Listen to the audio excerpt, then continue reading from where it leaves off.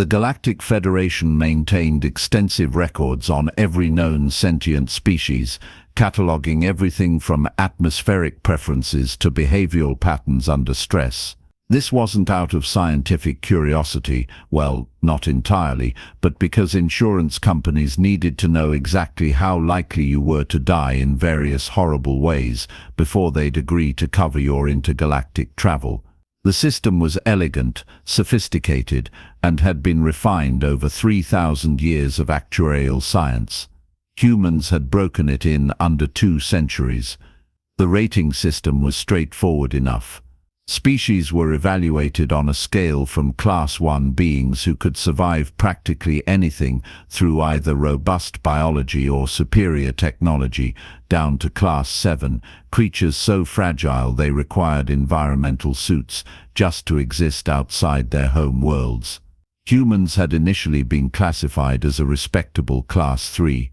They were squishy, sure, and their home world was a catalogue of things trying to kill them, but they had decent enough technology and showed reasonable survival instincts.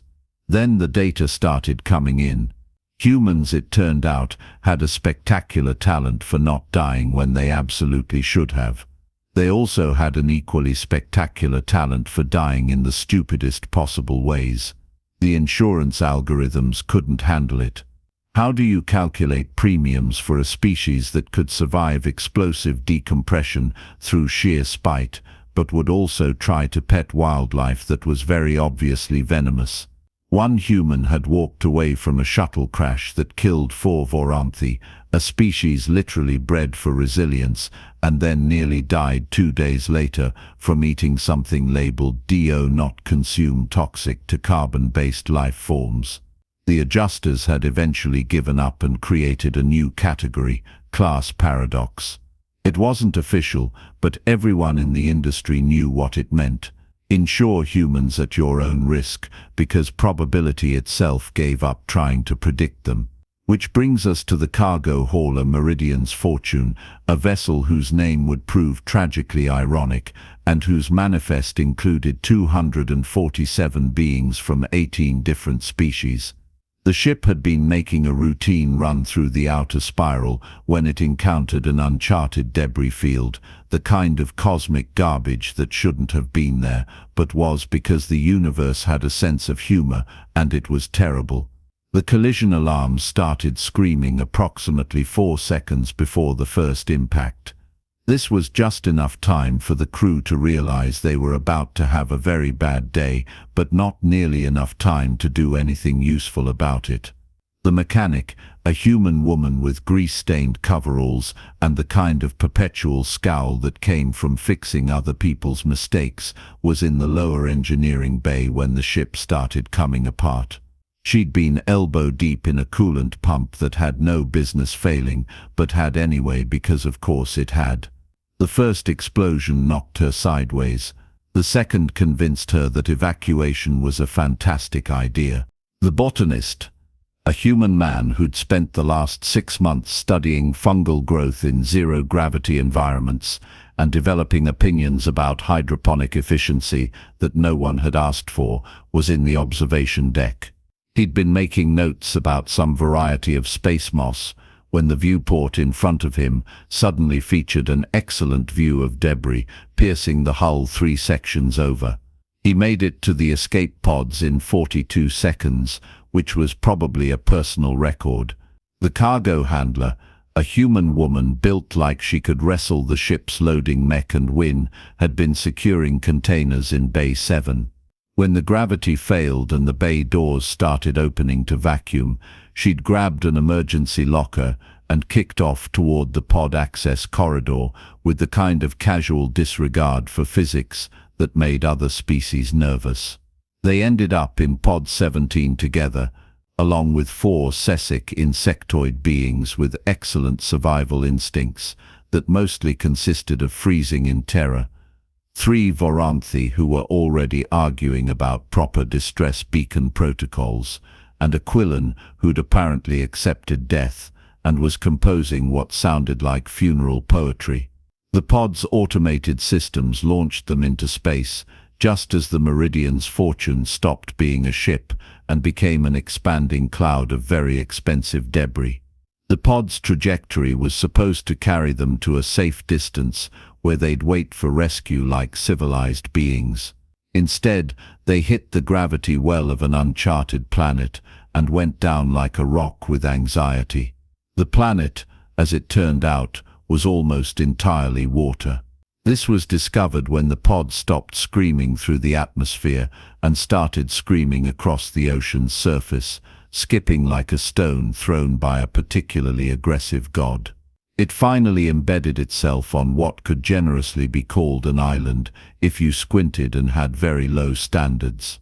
The island was approximately 400 meters across at its widest point. It featured sand, some rocks, more sand, and a few scrubby plants that looked like they'd given up on life, but were too stubborn to die. The horizon in every direction was nothing but water. Somewhere out there were the other escape pods, presumably carrying survivors who were doing sensible things like activating distress beacons and rationing supplies. The mechanic kicked open the pod door, looked at the desolation surrounding them, and said something that didn't require translation. The Cesic began clicking in distress. The Voronthi immediately started arguing about whether the sand would support a proper beacon configuration. The Quillen continued its poetry, which had shifted from funeral dirges to apocalyptic themes. The botanist stepped out onto the sand, looked around, and started laughing. It wasn't a happy laugh. It was the laugh of someone who'd just realized the universe's sense of humor was even worse than advertised. "Well," said the cargo handler, surveying their new home with the expression of someone mentally calculating exactly how many ways this could get worse, "at least we're not on fire." A small explosion from the pod's damaged power core sent flames shooting into the air. "You just had to say it," the mechanic muttered. They spent the first hour doing sensible survival things: inventory of supplies, assessment of injuries, establishment of a perimeter. The Cesic huddled together and clicked mournfully. The Voronthi activated the distress beacon with the kind of ceremonial precision usually reserved for religious rituals. The Quillen found a comfortable rock and continued composing. The humans, meanwhile, were doing math that didn't look promising. The pod's emergency supplies included enough compressed nutrition bars to keep 10 beings alive for maybe 12 days if they were careful. Water reclamation could stretch that timeline, but not by much. The beacon was broadcasting, but they were in uncharted space. Rescue could take days, could take weeks, could take longer than their supplies would last. "So," said the botanist, staring at the wreckage of their pod, "anyone else thinking what I'm thinking? That we're absolutely going to die here?" The mechanic replied. "No. Well, yes, probably. But before that, we should build something." The Voronthi stopped their beacon calibrations to stare at him. One of them, a silvery scaled being with 3 eyes that could express incredulity in stereo, made a sound like rocks grinding together. "Build? Here? From what?" The botanist gestured at the pod. That is our shelter. That is scrap metal with delusions of grandeur, and we're going to make it useful." This was the moment that perfectly encapsulated why humans made insurance adjusters drink. Any reasonable species would have accepted their situation: signals sent, rations distributed, wait for rescue. Instead, the humans looked at their disaster and saw raw materials. The mechanic was already circling the pod, making mental notes. Hull panels could come off. We'd need something to cut them. "Got any ideas?" "Emergency locker had a laser welder," said the cargo handler. "And before you ask, yes, I grabbed it." "You grabbed the welder before getting to the pod." "Priorities." The Cesic clicked what their translator helpfully rendered as "this is madness. We must conserve resources and await proper rescue." "Oh, we're definitely going to wait." the mechanic said, already prying at a hull panel. "We're just going to do it while not being completely useless." What followed was a masterclass in human stubbornness versus physics. The pod was designed to be a sealed unit, protective and secure. The humans treated it like a particularly stubborn puzzle that needed to be taken apart for the good of everyone involved. They used the laser welder to cut panels. They salvaged seat frames for structural support. They pulled wiring that could be repurposed and insulation that could be used for a dozen things. The other survivors watched with varying degrees of concern and confusion. The Varanthi kept trying to explain that rescue protocols specifically discouraged modifying emergency equipment. The humans kept nodding and pulling apart more equipment. By nightfall, and the planet had nightfall, a 12-hour cycle of darkness that was probably very scenic if you weren't stranded on a sandbar contemplating mortality. They'd managed to construct something between a lean-to and an insult to architecture. It was lashed together with spare cable, braced with seat frames, and covered with hull panels that definitely weren't supposed to be used this way. It kept the wind off. That counted as success. The real achievement was the fire. The botanist had gathered the scrubby plants. They weren't technically wood, more like compressed cellulose with delusions of vegetation, and arranged them in a pit dug below the tide line, where the sand was wet enough to contain the flames. The mechanic had rigged a power cell from the pod to generate a spark. It took 6 tries and several creative profanity combinations, but eventually they had actual fire. Fire, on a planet where they were stranded, made from garbage and spite. The Quillan stopped composing poetry long enough to stare at the flames. Its translator produced something that roughly meant, "Your species is insane." "Yep," agreed the cargo handler, warming her hands. "But we're warm insane." The Varanthi approached the fire cautiously, as if expecting it to explode or spontaneously develop sentience.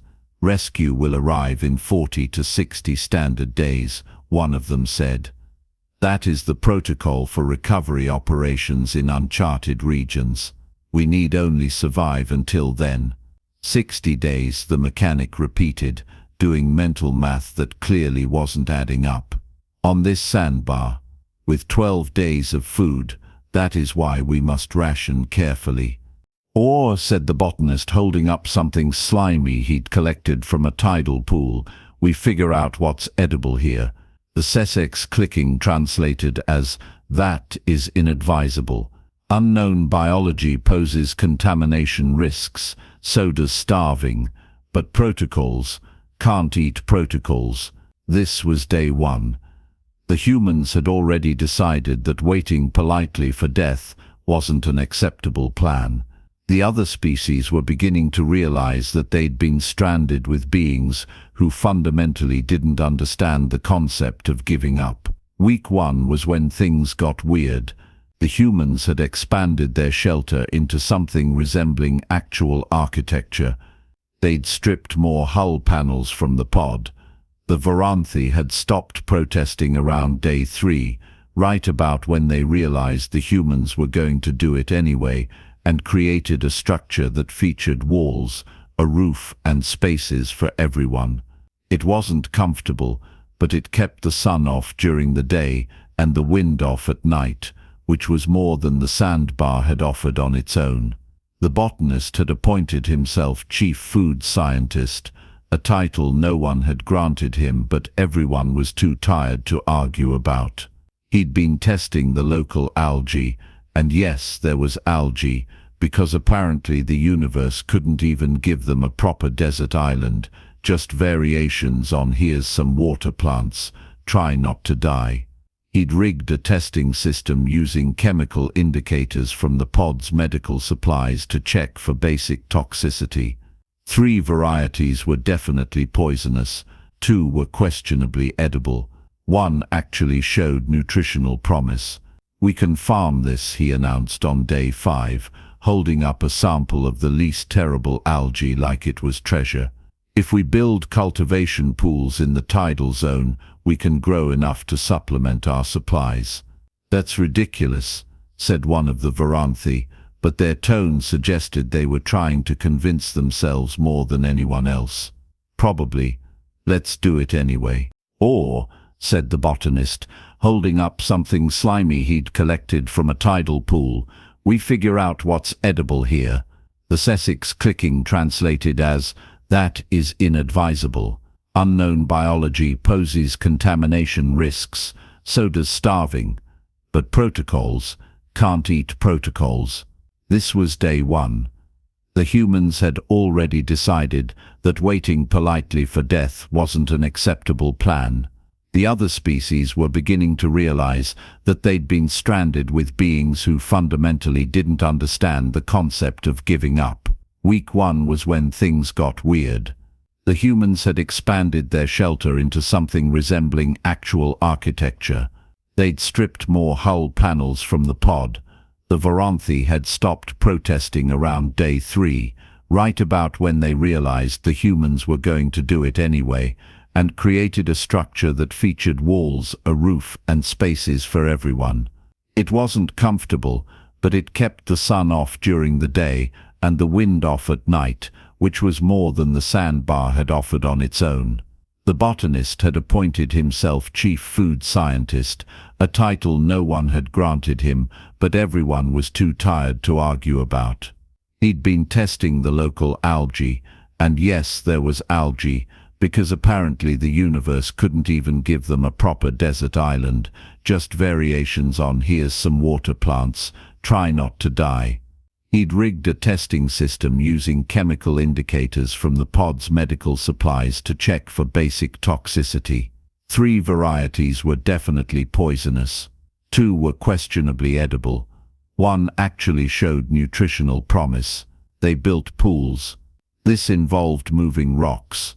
There were more rocks once you started digging, because the universe was generous that way, and creating barriers that would catch water during high tide, but prevent it from draining completely during low tide. The cargo handler did most of the heavy lifting, because apparently wrestling cargo containers had prepared her for a second career in prehistoric civil engineering. The mechanic rigged a water circulation system using salvaged pumps and spare tubing. It shouldn't have worked. The pools should have been washed away, or stagnated, or attracted something horrible from the depths. Instead, the algae started growing. The water filtration system was next. The pod had a basic reclamation unit, but it was designed for 10 beings for 12 days, not indefinite survival. The mechanic took it apart. The Varanthi made concerned noises and rebuilt it with additional filters made from layered sand, carbon from their fire pit, and fabric from seat cushions. The result looked like it had been assembled by someone who'd learned engineering from fever dreams, but it produced drinkable water at 3 times the original capacity. This is not regulation, one of the Varanthi observed. Nope, agreed the mechanic, but it works. That's not how engineering should function. Take it up with physics. I'm just improvising. By day 7, the island had transformed. There was the main shelter, now large enough to house everyone with room to move around. There were the algae pools, producing their first successful harvest that tasted like ocean-flavored disappointment, but was technically food. There was the expanded water filtration system. There was a designated fire pit with proper ventilation and a cooking surface made from hull plating. There was, improbably, a latrine system that the humans had insisted on building because just because we're stranded doesn't mean we're barbarians. The other survivors had stopped protesting around day 6. Some had started helping. The Sussex, it turned out, were excellent at detail work once they stopped clicking about inevitable death. They'd helped weave fiber from the scrubby plants into cordage that held better than the wire had. The Quillen had finished its apocalypse poetry and started composing construction plans instead, which translated into surprisingly useful architectural suggestions. The Varanthi remained skeptical, but were grudgingly impressed by the water filtration system. They'd even started suggesting improvements, though they insisted on phrasing them as regulatory compliance recommendations. "This is not standard survival protocol," one of them said on day 7, watching the humans teach the SESEC how to maintain the algae pools. "Probably why it's working," the cargo handler replied. "The storm hit on day 9, because of course it did."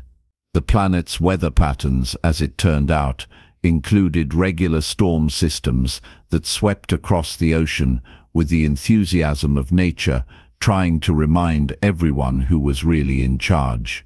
The wind hit first, tearing at their shelter with invisible hands. Then came rain. Not peaceful rain, but the kind that fell sideways and made you question your life choices. The main shelter held. Barely. The algae pools were destroyed. Half their water filtration system was scattered across the beach. The fire pit became a sad puddle of ash and broken dreams. The humans stood in the wreckage the next morning, soaked and exhausted, and started rebuilding immediately. "Should we not rest?" asked one of the SESEC, clicking wearily. "Recover before attempting repairs." "Rest when it's fixed," said the mechanic, already salvaging usable materials from the wreckage. "Can't rest if we're dead." That is not logical. Welcome to humanity. They rebuilt the algae pools with better stone barriers. They reinforced the shelter with additional bracing. They moved the fire pit to higher ground and built a cover to protect it from future storms. Every failure became a lesson. Every setback became an opportunity to build something better. The other species watched this with a mixture of admiration and horror. This was not how survival situations were supposed to work. You were supposed to minimize risk, conserve resources, wait for proper rescue by qualified personnel. You weren't supposed to look at a disaster and immediately start constructing civilization from the debris. But the humans kept building. By week 2, they had a functional village that wasn't hyperbole. The main shelter had become a communal space with defined areas for sleeping, food preparation, and equipment storage. There were individual sleeping quarters, small, barely more than cubbies really, but private. The algae pools were producing reliable harvests, supplemented by some variety of crustacean the botanist had discovered in the tidal pools and declared probably not deadly. They'd built a dock, calling it that was generous, but it extended into the water and you could stand on it without drowning, which qualified.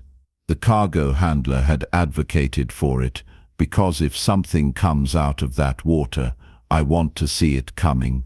Nothing had come out of the water, yet the mechanic had rigged a solar still to supplement the water filtration, using transparent material from the pod's viewport and more hull panels.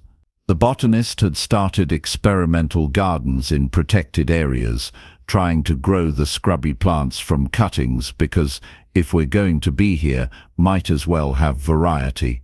The Varanthi had stopped citing protocols and started contributing engineering knowledge. Turns out they were excellent at structural calculations. The SESEC maintained the algae pools with almost religious dedication.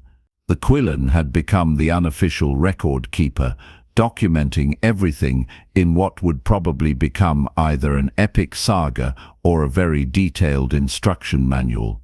On day 16, one of the Varanthi approached the cargo handler while she was reinforcing the dock. "Question," it said. "Your species, do you not feel fear?" "Oh, constantly. I'm terrified basically all the time. But you continue building." "Yep, that is illogical." The cargo handler hammered in another support brace. "Probably. But here's the thing, fear's just information. It tells you something's dangerous. Doesn't tell you to stop. Just tells you to be careful while you keep going. And if you fail, then we fix it and try again. That's kind of our whole deal. The Varanthi was quiet for a long moment. Insurance companies must hate your species. Oh, they absolutely do. The rescue ship arrived on day 38. The long-range sensors detected the distress beacon first, still broadcasting faithfully, mounted on top of the main shelter because the humans had decided it deserved a place of honor.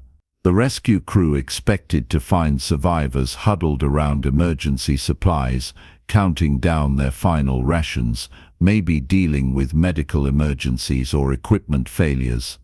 Instead, they found a functioning settlement. The captain, a Varanthi with 30 years of rescue operations experience, stood at the landing site and tried to process what she was seeing. There were multiple structures. There was what appeared to be aquaculture. There was a water processing facility. There was a dock. There were beings moving around with purpose, maintaining systems and managing resources. Beacon indicates Pod 17 from the Meridian's Fortune, her first officer reported. Manifest shows 10 survivors, all life signs stable. All present and accounted for, Captain. 0 casualties. The captain walked into the settlement, followed by her medical team. The survivors greeted them with what could only be described as casual competence. Yes, they were glad to see rescue. No, there were no medical emergencies. Yes, they'd managed to maintain adequate nutrition and hydration.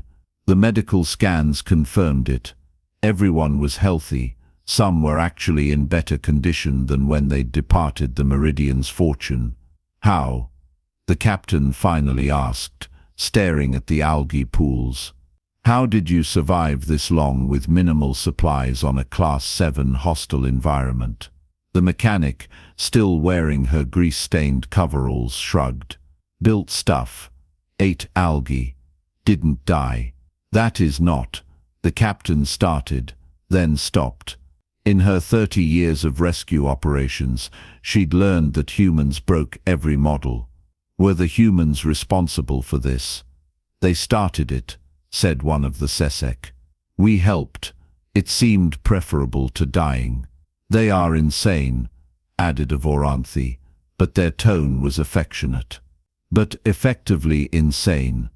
The poetry practically writes itself, contributed the Quillan. The captain reviewed the settlement again. There will be an extensive debriefing.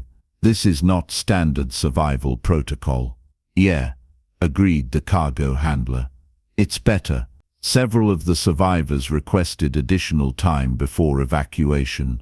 They wanted to properly shut down the systems they'd built, to document everything for potential future use.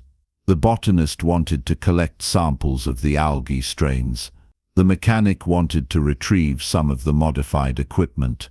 The Sesek wanted to perform a proper closing ceremony for the pools they'd maintained. The rescue crew waited, confused but patient. 3 months after the rescue, the reports filtered through the Galactic Federation's bureaucratic systems and eventually landed on the desks of insurance adjusters across multiple systems. The survival rate for Pod 17 had been 100%. The survivors had not only maintained health, but had constructed sustainable infrastructure on a Class 7 hostile environment using only emergency equipment and local resources. Multi-species cooperation had exceeded all projected models. The adjusters read the reports. They looked at their algorithms.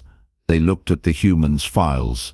They updated the classification system with additional notes, special warnings, and revised premium calculations. Humans remained class paradox. The notation now included, will attempt to build civilization anywhere, under any conditions, from any materials available. Survival probability models, unreliable. May inspire other species to similar behaviors. Insure at your own risk. Seriously, The head actuary for the Federation's largest insurance consortium, a being who'd spent 2 centuries perfecting risk assessment models, read the final report about Pod 17's village of sand and hope. She made a note in the human species file, marked it as priority documentation, and attached a single comment. They crashed on a sandbar with 12 days of food and built a functioning settlement that other species volunteered to help maintain. I don't know how to calculate premiums for this. I don't know how to calculate premiums for beings who look at impossible odds and decide the odds are wrong. I don't think our models can account for a species that treats survival as a construction project. She closed the file, updated the human risk classification to include another warning flag, and poured herself a drink that her species didn't technically need, but that seemed appropriate given the circumstances. Somewhere in the archives, the classification system maintained its careful records of every known sentient species, their capabilities, their limitations, their projected survival rates under various disaster scenarios. The human entry remained the longest, the most frequently updated, and the most heavily annotated with warnings and exceptions and notes that basically amounted to "we have no idea what they'll do, but it probably won't be what we expect." Because humans, it turned out, didn't survive disasters by following protocols or accepting their circumstances or waiting patiently for rescue. They survived by looking at wreckage and seeing raw materials, by treating impossible situations as engineering problems, and by building rafts and fire and villages of sand and hope in places where hope had no business existing. The universe had a sense of humor, and humans were the punchline that kept refusing to die.